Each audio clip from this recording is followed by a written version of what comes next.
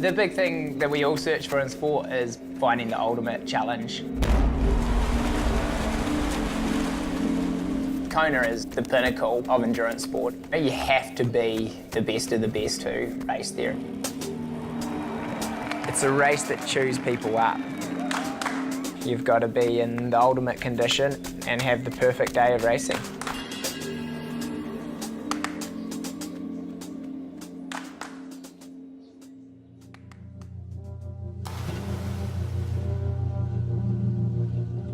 Kona is definitely the biggest race of my life.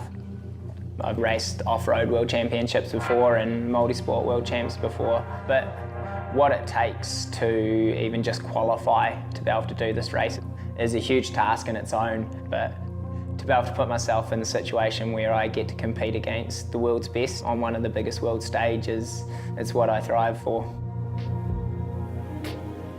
I definitely believe that my background of adventure racing, it has led me to think in quite a different way to a lot of Ironman athletes. I'm always kind of searching for different ways of doing things. What he's done to turn himself inside out to win races is a very, very unique quality. People who know the sport see him as a wild card, and he's seen as a wild card for a very good reason. People are fearful of racing him. He races in a way that is not traditional to Ironman racing. I always kind of thought Ironman would be a distance that potentially I'd excel at. So to turn up at Ironman New Zealand and manage to come away with a pretty convincing win was an amazing result. And pre that, Kona was probably on the radar within the next 5 years. With this success at Ironman NZ, it's definitely jumped forward a few years and given me a great opportunity to get a taste of it.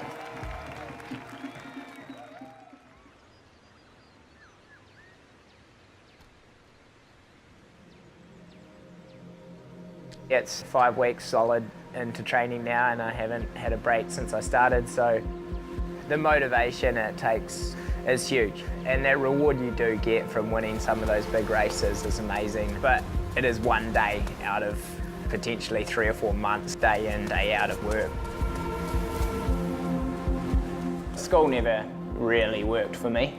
I was diagnosed as dyslexic when I was 12. I couldn't write, I couldn't spell, I really struggled at reading, and I kind of made my own way.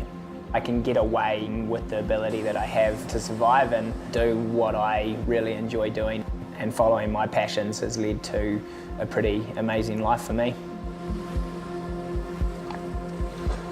Triathlon Ironman is a sport that I can fully 100% apply myself to, and I get a lot from having that motivation and that stimulation to achieve my goals.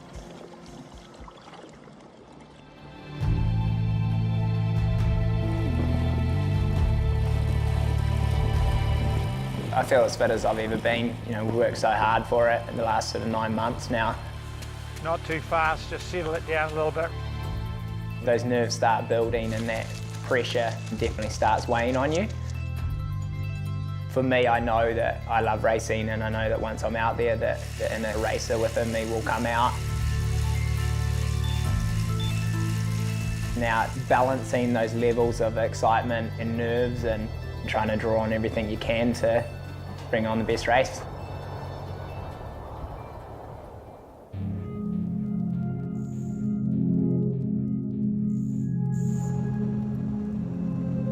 Man, it's amazing, eh?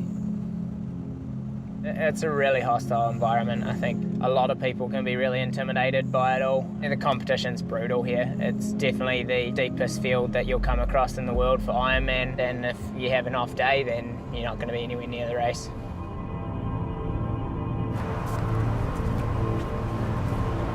Last night I decided to take my son Tan out for a swim. On the way back in, put my foot down and managed to stand on a sea urchin and get a bunch of spines in the sole of my foot. I was lucky enough to get onto a pretty good doctor, and his thoughts was you're looking at sort of 4 or 5 days for the spines to actually have grown out. It's pretty frustrating, and I tell you, it's pretty hard to have a positive mind frame at the moment. But I'm just hoping that I've got 2.5 days still up my sleeve, and that by the time race day comes, that I should be able to manage it and tolerate it on the race course.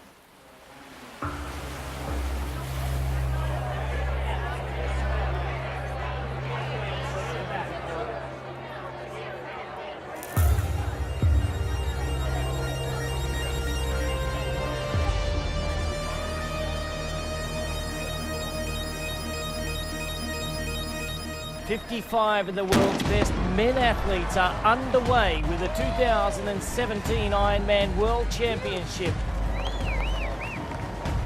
The swimming was going really well. I was in a really good place. I had good feet to follow, and I felt like I was really comfortable. A couple of the guys at the front really picked up the tempo to try and spread that front bunch out. But I was happy to come out of the water in that group.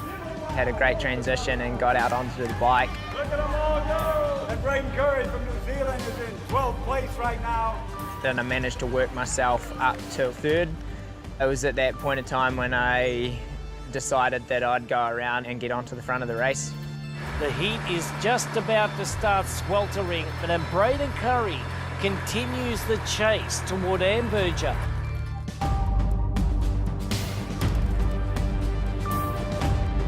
Pretty amazing moment being surrounded by all these guys that are royalty in the sport, and looking back and following my tempo, and at the same time I felt like I was really, really comfortable.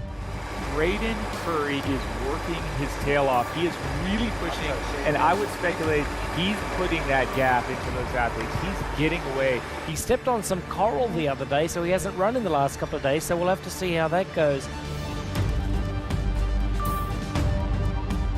Things were going really well. It wasn't too much longer after that when I started feeling my back wheel sliding out on me. It looks like Braden Curry has a flat tire. This is nothing you like to see. You just hope for your best day out, and this isn't part of the plan. It's not part of anyone's plan. I got going again. I was going pretty well, and I managed to just about bridge back up to the front group again when I saw that I had a penalty.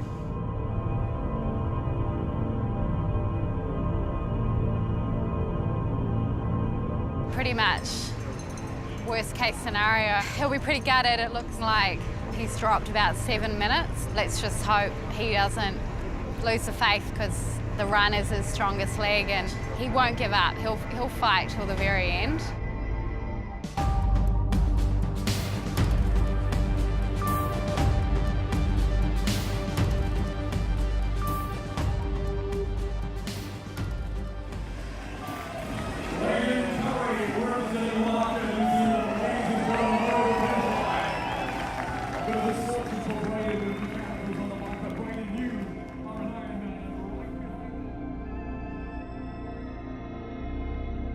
It was a pretty character-building day out there, to be honest. Man, I was so gutted, Like, I kind of just made the call to go, oh, bugger it, I'll go to the front and I'll just do the work, because the last thing I want is a penalty. And then I got a flat tyre. And then I thought I was pretty angry, and I just sunk myself, actually. And for about the next 80K, I rode as hard as I could, and that was pretty much my day. I just sunk myself way too deep, trying to chase people, and I would have loved to have pulled out, but I just felt like it was just part of life that I had to go through. So I made it to the finish, and there's always next year, I guess. I think every experience that we have, probably as human beings, it makes us who we are, and it's always character building no matter what. And the biggest things I'll take away from this is the dedication that I gave it. As an athlete, you can see yourself develop and get better and get faster and get fitter and get leaner, and I did all that. I'm as fast and as fit as I've ever been, so it took this kind of challenge to get me to that place, and I'll forever be thankful I did it, and I definitely will never regret it.